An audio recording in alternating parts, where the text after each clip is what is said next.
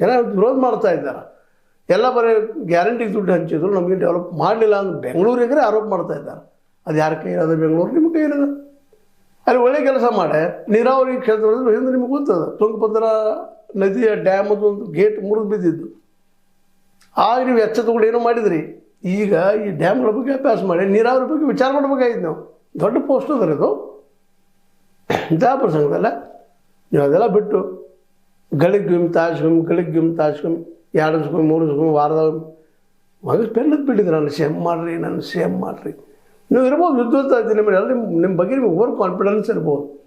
ಆದರೆ ಎದುರಾಗಿ ನೋಡೋದು ನಿಮ್ಮನ್ನು ಆ ರೀತಿ ಅಲ್ಲ. ಮತ್ತು ಅದರಲ್ಲಿ ಒಂದಿಷ್ಟು ಕೆಲವೊಂದು ವಾತಾವರಣ ಕೆಡಿಸ್ಕೊಂಡು ಕೂತ್ರಿ. ನಾ BJP ಹೋಗ್ತೀನಿ, ನಾ BJP ಹೊಡೆದು ಹೋಗ್ತೀನಿ. ನಿಮ್ಮ ಶಾಸಕರ ಬೆಂಬಲವೂ ಇಲ್ಲ. ಈಗ ಸ್ಪಷ್ಟ ಇದೆ, ಎಕ್ಸ್ಪೋಸ್ರು ನೀವೆಲ್ಲ. ಸ್ವತಂತ್ರವಾದ ಮೀಡಿಯಾಗೆ ಬೇಕಾಗಿರುವುದು ಸ್ವತಂತ್ರ ಧ್ವನಿ. ಆ ಸ್ವತಂತ್ರ ಧ್ವನಿ ಉಳಿಸಲು ನೀವು ಮಾಡಬೇಕಾದದ್ದು ಇಷ್ಟೇ. ಅದೇನಪ್ಪಾ ಅಂತಂತಂದ್ರೆ, ನಿಮ್ಮ ಕೈಲಾದಷ್ಟು ಸಹಾಯ ಈ ಚಾನಲ್ಗೆ ಮಾಡಿ ಹಾಗೂ ನಿಮ್ಮ ಧ್ವನಿಯನ್ನು ಕಾಪಾಡಿಕೊಳ್ಳಿ. ಮತ್ತೇನು ಮಾಡೋರಪ್ಪ ನೀವು DK ಅವರ? ವಾಚ್ ಆ್ಯಂಡ್ ವೇಟ್ ಅನ್ನೋದು ಅಷ್ಟೇ ಹೇಳ್ಬೇಕಾಗಿತ್ತು. ಇವಾಗ ಶಾಸಕರ ಬೆಂಬಲ ಇಲ್ಲ, ಹೈಕಮಾಂಡ್ ತನ್ನದೇ ಅಂತ ಅನಿವಾರ್ಯತೆಗಳಿದ್ದಾವೆ. ಸಿದ್ದರಾಮಯ್ಯ ಹೊರಗೆ ಹಾಕಿದ್ರೆ ಪಾರ್ಟಿ ಮತ್ತೆ ವೀಕ್ ಆಗ್ತದೆ. ಒಳ್ಳೆ ನಾಯಕರು ಬೇಕು ನಮಗೆ. ಬರೀ ರಾಹುಲ್ ಗಾಂಧಿ ಒಬ್ಬರಿಂದ ಆಯ್ಕೆ ಆಗುವುದಿಲ್ಲ.